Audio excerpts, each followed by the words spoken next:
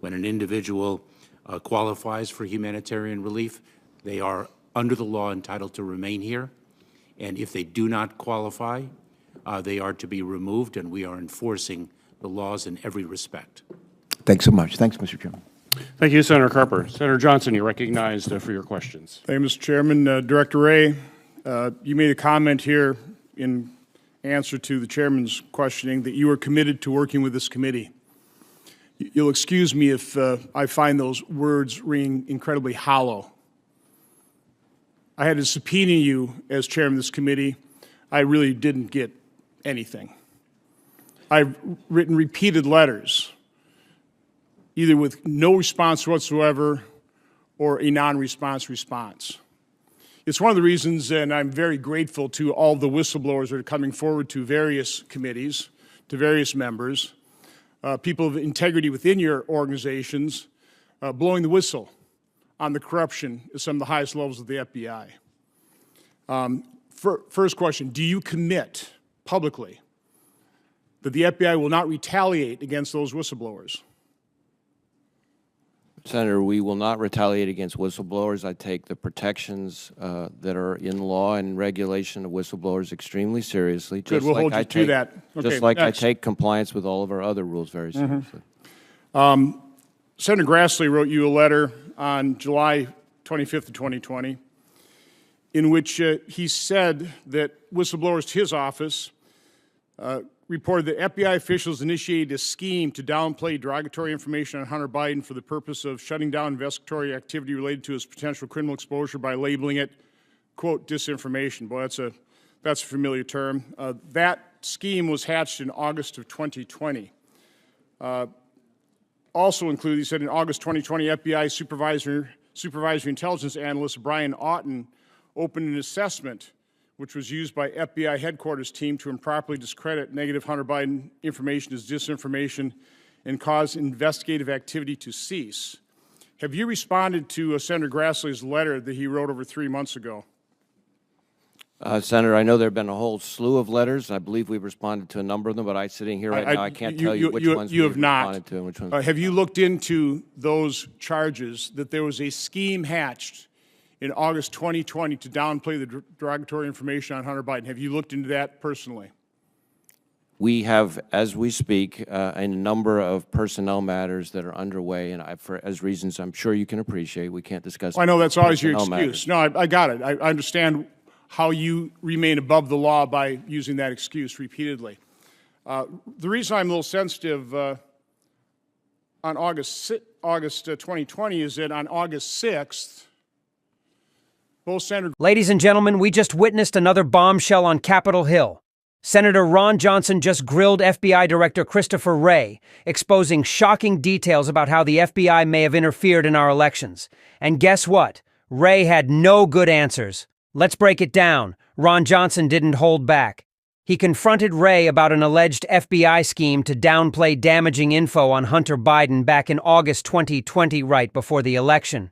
This wasn't some conspiracy theory.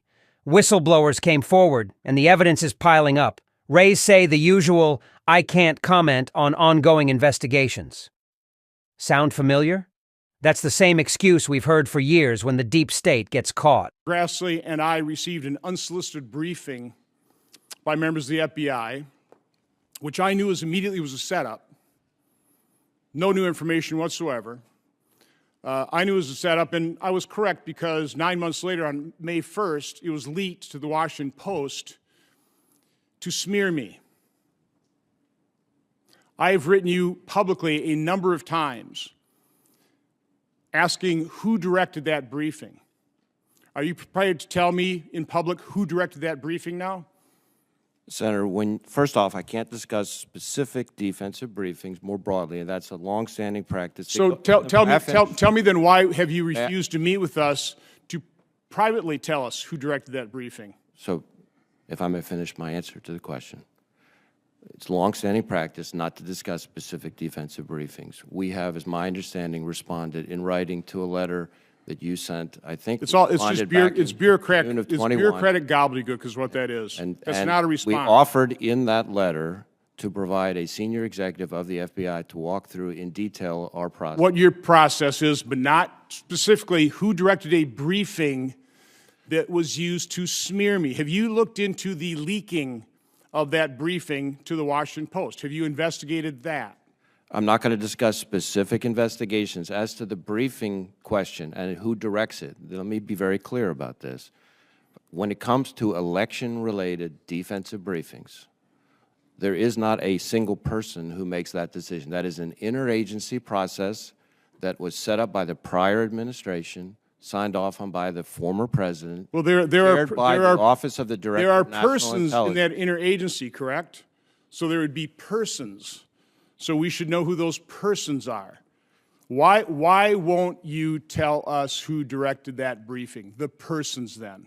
I would refer you to the process that was put in place, and we can give you more information about the process if you would like.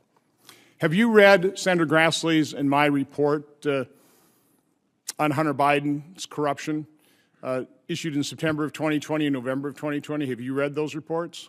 I have had a chance to look at it. Do you see any sign of Russian disinformation in those reports? That would be a hard question for me to answer. No, it's very easy. It's very easy. What I would say It's to a very easy answer. There is no Russian disinformation. That report is completely clean of any interference of foreign influence, although we have been falsely accused, including by the chairman of this committee, of spreading Russian disinformation. Are you aware of the FBI having any involvement whatsoever in the October 19, 2020 public statement by 51 former intelligence officials? I'm not aware of any involvement by the FBI in what you're describing. The reason I ask is if it's true that in August of 2020, the FBI initiated a scheme to downplay derogatory information on Hunter Biden, it would seem like maybe part of that scheme would be to get intelligence officials to issue a letter that stated that the laptop had all the earmarks of a Russian information operation. That was totally false. We now know that the Hunter laptop is completely authentic. The point I'm trying to make here is the unsolicited briefing that was leaked in May of 2021 was used to smear me and interfered into the U.S. Senate election of November 2022. One of the whistleblowers to my committee has stated that the FBI was no longer going to interfere in the election, something to that effect. I can't find it right now, and I'm running out of time. Oh, here it is. The FBI is, quote, not going to change the outcome of the election again. Well, the FBI certainly tried to by leaking, or somebody leaked that FBI briefing. Are you going to investigate that? Because that is the election interference. And let's face it, this letter by 51 intelligence officials, this interfered in the 2020 election to a far greater extent than anything Russia or China ever could have hoped to accomplish. You have to acknowledge that. It has to be investigated. I have no faith that you will do so. Senator Hassan, you are recognized for your questions. Well, thank you, Chair Peters, and I want to thank you and Ranking Member Portman for holding this hearing today. Here's the real kicker. Johnson says the FBI's actions directly influenced the 2020 election more than any foreign country ever could. Remember that infamous letter from 51 intelligence officials claiming the Hunter Biden laptop was Russian disinformation? Turns out it was completely false, but the damage was done. The media ran with it, big tech censored the story, and voters were deceived. Johnson asked a simple question. Will the FBI investigate its own election interference? Wray dodged, danced, and refused to give a straight answer. Why?